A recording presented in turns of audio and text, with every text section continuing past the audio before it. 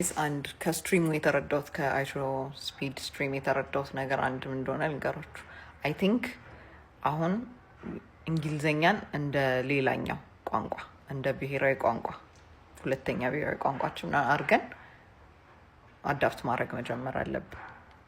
ከብዙ ነገር ነው እየገደበን ያለው ባይዜ not only like ለኮሚኒኬሽን ፐርፐዝ ብቻ አይደለም ለኢንፎርሜሽን ለማግኘት ራሱ የሆነ እንግሊዘኛ የሚያውቅና የማያውቅ ሰው አክሰስ ማድረግ የሚችለው ዓለምና የማይችለው ዓለም አለ። ኢትስ ላይክ ፓስወርድ ነው።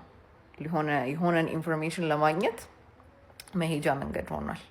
እና አይ ቲንክ ኢትስ ታይም እውነት የሆነ አስገዳጅነት ያለው ህጎች ራሱ ወጥተው ማለት ነው።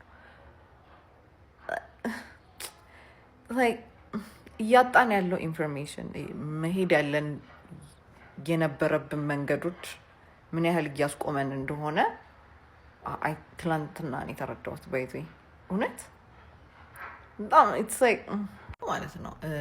እንግሊዘኛ የሚያወራን ሰው ደግሞ የምንሰድበውስ ነገር ምንድነው የሚያቀብጥሽ የቦሌ ልጅ የሆነ ተበጣጠሳችሁ በጣም ብዙ ነገር እኮ የሚባለው እንግሊዘኛ የሚያወራን ሰው ግን ስንት አይነት መጽሐፍ፣ ስንት አይነት ፊልም፣ ስንት አይነት ዶኪመንተሪ፣ ስንት አይነት ኢንፎርሜሽን እያመለጠን እንደሆነ እንግሊዘኛን መናገር ባለመቻላችን ኦር እንግሊዘኛ ማንበብ ባለመቻላችን እንግሊዘኛ ኮሚኒኬት ማድረግ ባለመቻላችን ኮምፕሬንድ ማድረግ ባለመቻላችን በጣም we're missing out።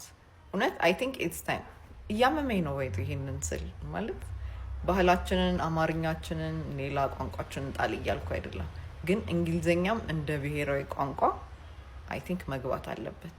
ኢትስ ታይም እውነት ኢትስ ታይም